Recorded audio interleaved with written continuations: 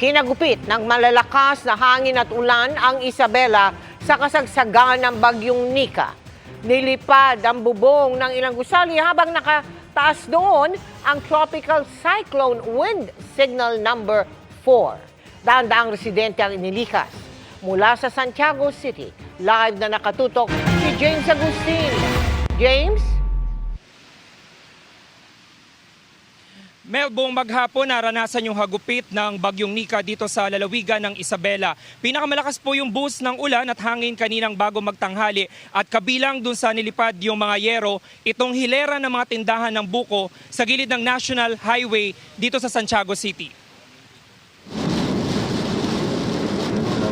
Madaling araw pa lang wala nang tigil ang ulan sa Isabela dulot ng bagyong Nika. Lumakas pa yan pagsapit ng umaga, kung kailan itinasang Tropical Cyclone Wind Signal number 4 sa lalawigan at may kakambal ng malakas na hangin. Sa bayan ng Nagilian, tinangay sa kalsada ang isang tent, butit napahinto ang van na muntik ng tamaan. Sa Kawayan City, halos zero visibility sa lakas ng buhos ng ulan at hampas ng hangin. Mga yero naman ang halos lipa rin ang hangin sa bayan ng Alicia. Meron pang tumagilid na bahay kubo. Pati poste ng kuryente hindi sinanto, kaya naputol ang ilang kawad at lumaylay sa kalsada. Mag-alas 10 ng umaga ganito kalakas yung buhos ng ulan at hangin dito sa National Highway sa bayan ng Alicia. Sa lakas po ng hangin, wala na tayo nakikita na dumaraan na mga motorista dito sa lugar. Ang isang nangahas na rider, sumemplang sa lakas ng hangin pero maayos naman ang lagay. Okay ka lang? Nagbayanihan naman ang dalawang tricycle driver matapos tumirik ang isa. Habang ang isang lalaki nag-alis na mahumambalang na sanga sa daan.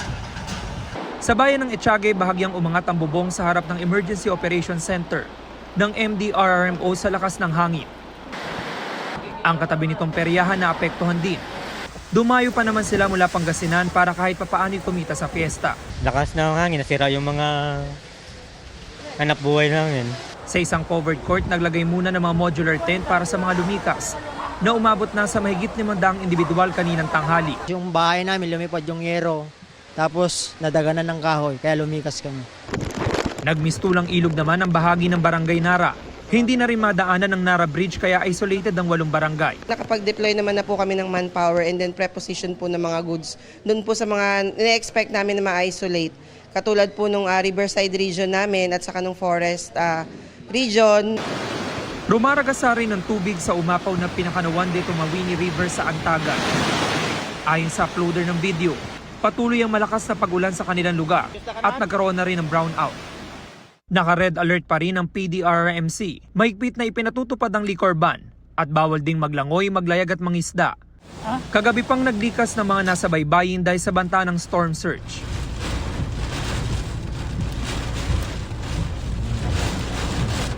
Informasyon na nakuha natin mula sa Provincial Disaster Risk and Management Council ay umabot na sa 3,700 yung mga pamilya na lumikas sa iba't ibang mga evacuation center.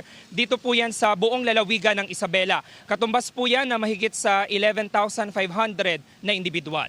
Yan muna yung latest mula rito sa Santiago City sa Isabela. Balik sa iyo, Mel. Maraming salamat sa iyo, James Agustin.